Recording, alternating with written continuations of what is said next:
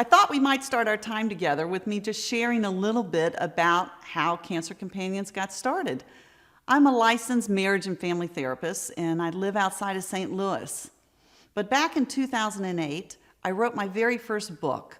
The title of the book is God is Bigger Than Your Cancer. Not long after the book came out, a cancer agency here in St. Louis picked up the phone and called me and said, "Karen, would you come talk about your group?" So I did. I went and I talked about my book. And at the end of the evening, they came up to me and they were all excited, the folks that work there. And I didn't know what was going on. But once the crowd left, they turned to me and they said, "I can't believe how many Christians showed up." You see, they had been open for 13 years and I was the first Christian speaker they had ever had. So a few weeks go by and again another phone call, but this time they say, "Karen, we'd like to run a Christian cancer support group.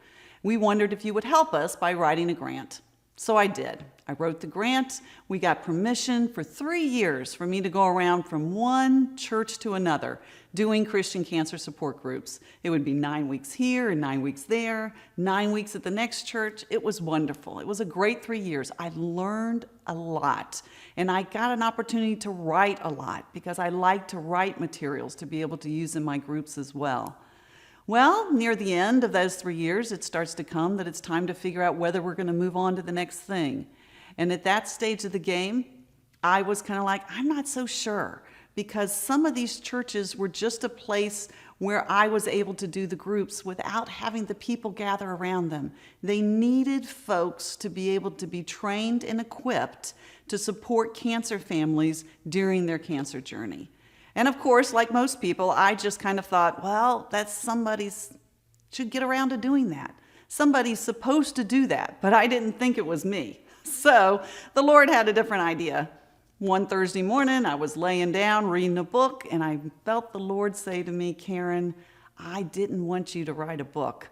I wanted you to start a ministry." And so here we are. Cancer Companions has now been growing from state to state, as well as from church to church and person to person. I cannot thank you enough for you dedicating your time and your resources of who you are to becoming a Cancer Companion today.